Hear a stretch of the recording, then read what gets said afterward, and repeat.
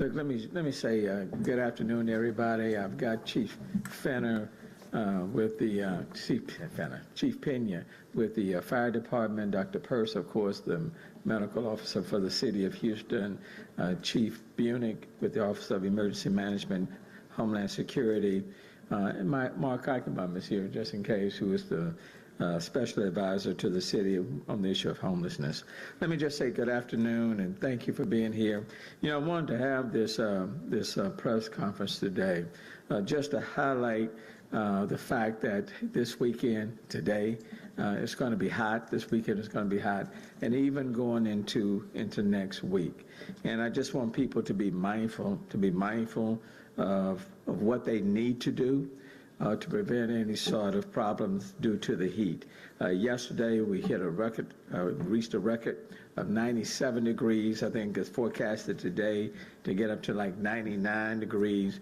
And then the National Weather Service is predicting the heat index values will surpass 105 through the duration of the weekend. Now, of course, when the National Weather Advisory issues a report of, I think, 108, then that signals to the electric utility companies not to disconnect.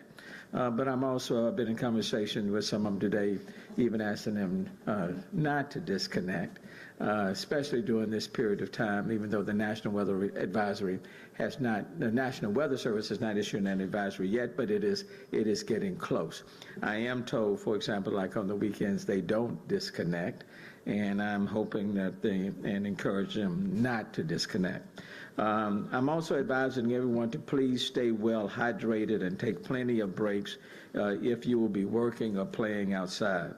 One of the reasons why I wanted to have this press conference yesterday, I met with my executive team and the department directors. For those employees, for example, who are working outside, we want to do everything we can to keep them properly hydrated and cool, encouraging them, for example, to take the necessary breaks while they're working outside. Like those who are picking up our trash, public works, emergency responders, police officers, and firefighters. And we want to make sure that our men and women have what they need to remain hydrated during their working hours while they provide service to the public. The City of Houston has activated its public health heat emergency plan to provide resources for people who may need to take refuge from extreme heat over the weekend. And on Saturday and Sunday, anyone without air conditioning can seek shelter at several city buildings designated as cooling centers.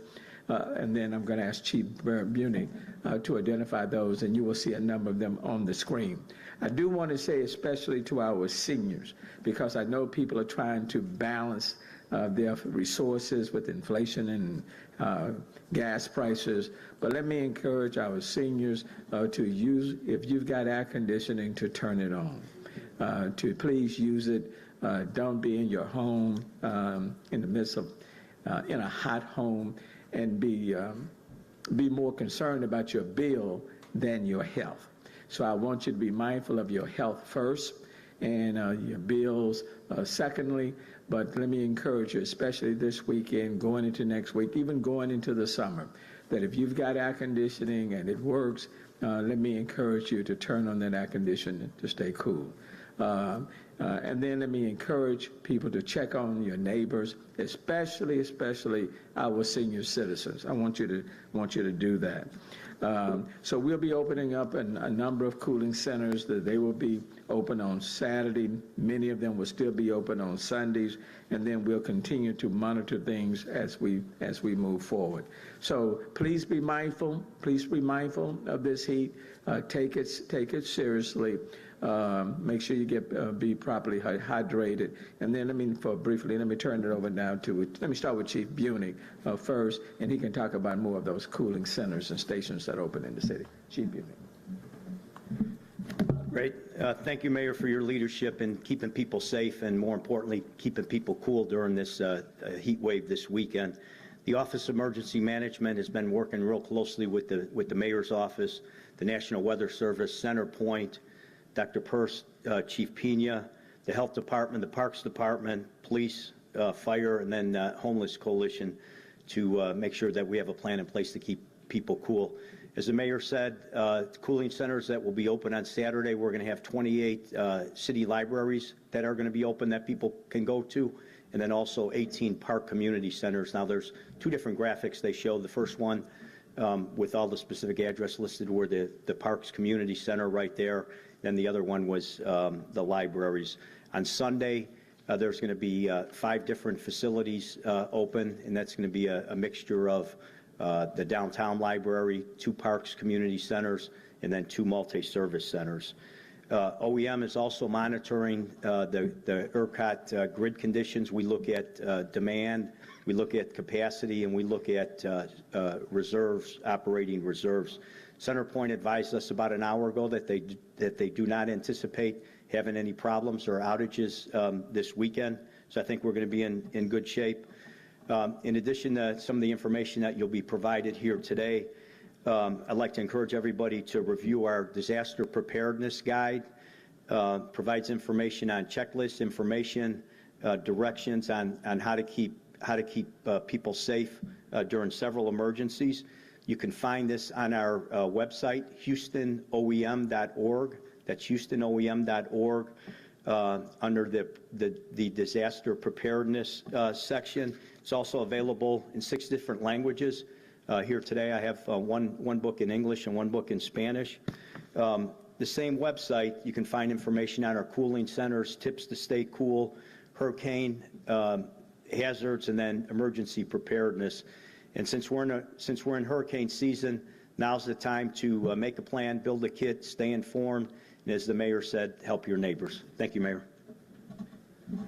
Thank you. And I do want to add, because we're anticipating that the temperatures are going to be higher this summer. Climate change is real. We anticipated that there will be weather events. So this will also be a good time to really start stacking up on water. So such that, for example, when a hurricane does come, you're not having to rush to the stores. It's going to be hot. You need to stay hydrated anyway. So take those measures into account. So that we're not having to rush to get ready and get prepared. Dr. Peirce. Thank you, Mayor. I'm going to talk a little bit about the 3 common heat illnesses, and people often think that they are along a spectrum, that you get one and then the next and the other. That sometimes happens, but that's not necessarily the case. The 3 illnesses are heat cramps, heat exhaustion, and heat stroke. And you can develop any one of those as your initial symptom, and it's important to understand the differences. Now, heat cramps are what they feel like. You get a muscle cramp, your calf, commonly outside running, playing tennis, just doing gardening, whatever, and the muscle spasms up, easily taken care of. Get hydrated, get into something cool, let the muscle rest, not a big deal. Heat exhaustion is a little bit different.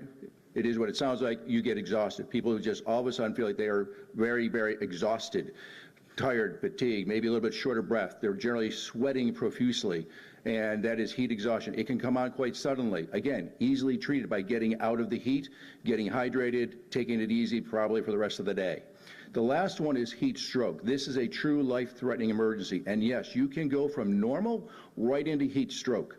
Heat stroke is extremely dangerous. It occurs when your body's cooling mechanisms are overwhelmed and your body stops cooling itself. The hallmark symptoms, which people need to watch out for, the 2 hallmark symptoms are 1, confusion. Often the first symptom is somebody gets confused, which means they are no longer able to take care of themselves, which means we cannot expect them to get out of the heat and in the air conditioning. Somebody else is going to have to recognize the confusion and help them. That is often coupled with dry skin. I said that it occurs when your body's cooling mechanisms get overwhelmed. Well, your prime cooling mechanism is to sweat.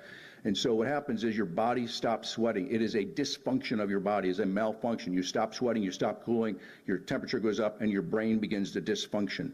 So this is really important when we're talking about people who are outdoors, particularly people who are working outdoors. Their co-workers need to be watching out for each other so that if heat stroke occurs, they quickly get that person out of the heat and call 911. This isn't something you're going to be able to take care of. These people have got body core temperatures of 104, 105.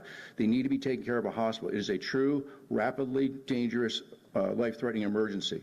And again, the hallmarks are confusion, hot, red, dry skin. They stop sweating. and somebody needs to be watching out for them. So one of my asks for employers of people who work in hot environments like outdoors, or even somebody who works in a hot kitchen and usually steps outside to cool off, they're going to step outside today into another hot environment. So if you're that employer, you need to start thinking now about what you did last year and the year before and the year before that, and that is to adjust your work schedules.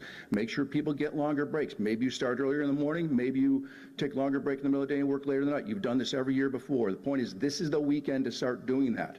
We're at that point in our summer, so we'll do those things. And then the last thing I want to remind folks is that you need to, we talk about the rule of L's. So you wear lightweight, lightly colored, loose-fitting clothes, and drink plenty of liquids.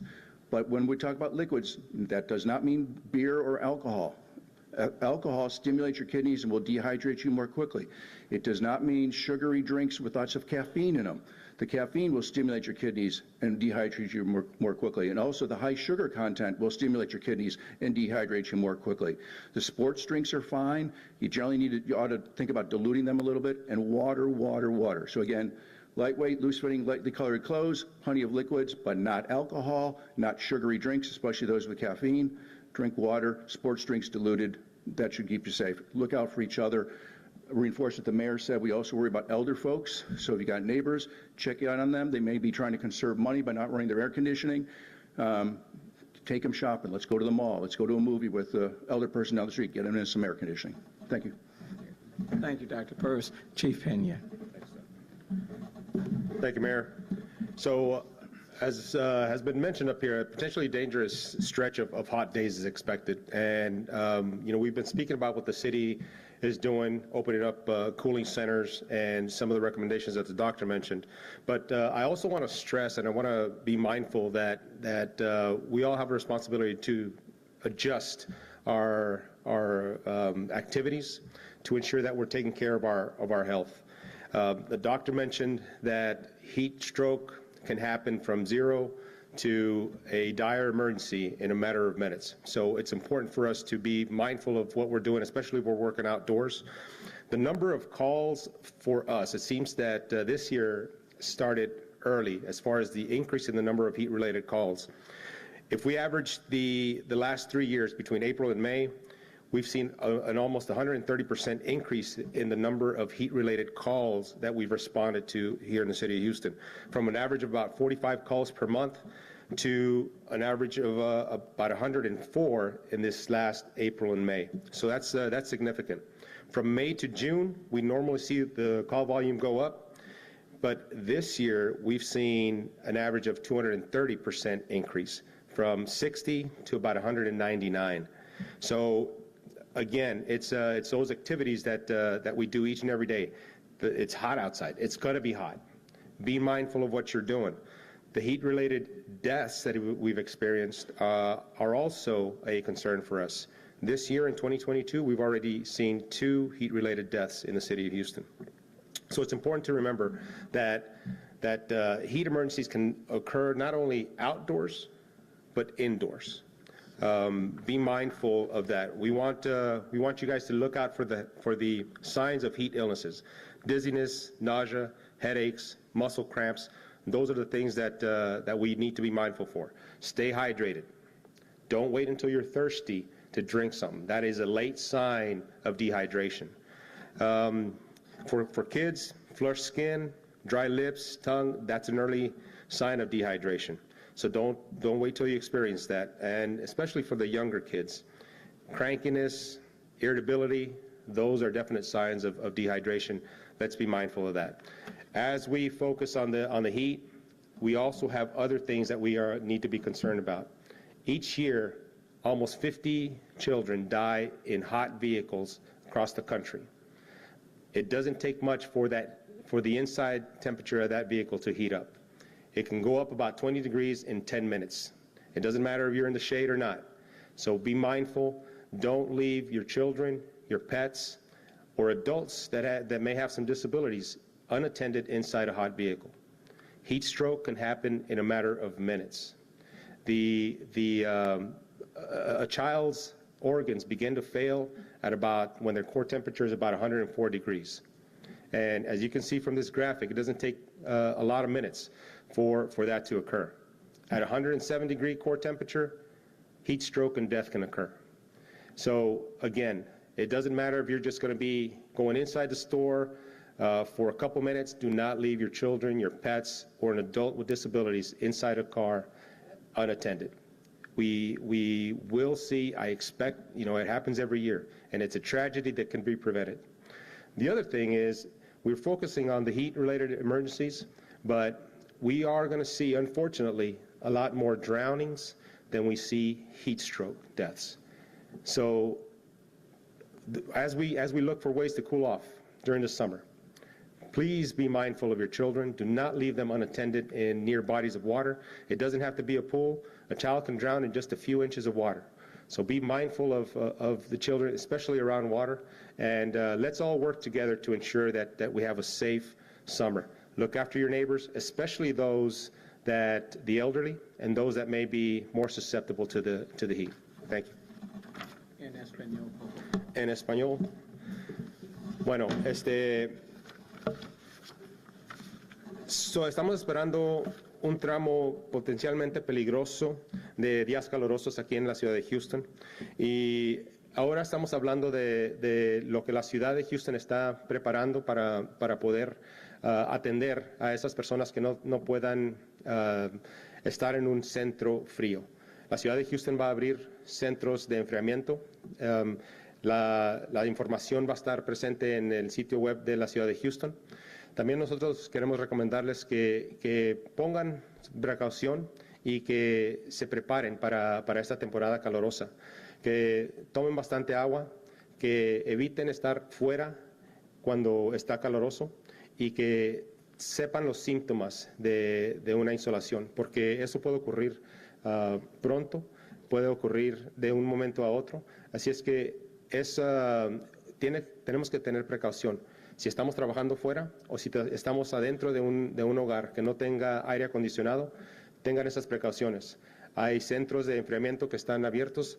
El alcalde Turner y los miembros que están aquí del Departamento de Salud y del Departamento de Emergencias tienen la información en su sitio web. Por favor, acudan a esos sitios para tomar información, para mantenerse seguros en este tiempo de verano.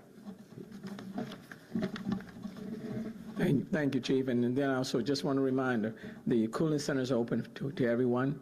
They will be open to our seniors, children, families, those who are homeless. And then we'll have people going out and about checking on our homeless as well. I want to thank Mark Eichenbaum for his assistance on those initiatives. And then for people who may need transportation, Metro is available, no cost.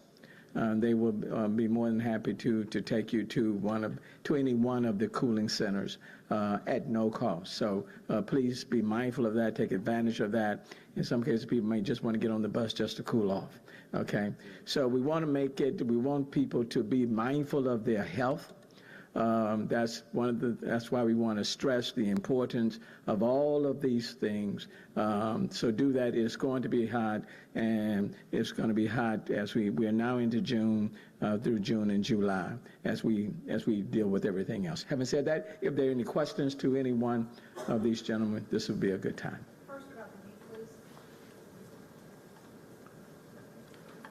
Do I sit up here? Yes. I know you've been having a problem with the city pools. You're really down lifeguards, right? I think you've got 40 or something, and you need 147. And these pools, that's a way for a lot of people to kind of cool off. A lot of them are closed. Where are you on that? There are 37 pools. I think we have enough lifeguards now for about 12 of them. Just today, for example, I talked with Director Allen. We are increasing the hourly rate again for lifeguards, and we're now between $15 to $20 an hour. We're increasing the sign-in bonus from $300 to $500 just for our lifeguards. So we were doing everything we can to encourage people to come and sign up. The pools are operational, most of them. We just need the lifeguards. So again, we're increasing the hourly rate anywhere from $15 to $20 an hour, and a sign-up bonus instead of $300, I've authorized to go up to $500. Trying to get people there. that would be an excellent way to for our kids and other family members to cool off. So, thank you for asking that question. Anything else? Anything else? On a different topic, you're a U of H grad, Yes, sir. alumni. How do you feel about, I mean, it's going to be sooner than expected, joining the, what do you think? Going to the Big 12, going to the Big, we're leaving ACC, going to the Big 12, as of, I think, July 1 of next year. So all of those teams are already in the Big 12. You got the KHOU coming your way. No, nobody wants to meet that cougar. So no, it's good for the University of Houston program. Quite frankly, it's good for the city, and it just tells you how far we've come. You know, from when I was at University of Houston, it was referred to as Cougar High. No, people don't say Cougar High anymore. And then we've kind of bounced around in different sort of categories, but now headed towards and will be playing in the Big 12. I'm excited about that. I give a great deal of credit to the chancellor, to the Board of Regents, to the players, to the fans, to the alumni. But it will be a great time. So I'm very excited. Okay. All right. Having said that, let me thank you all, and then to those who, there are going to be a number of events tomorrow, marches and stuff. Please keep the weather in mind.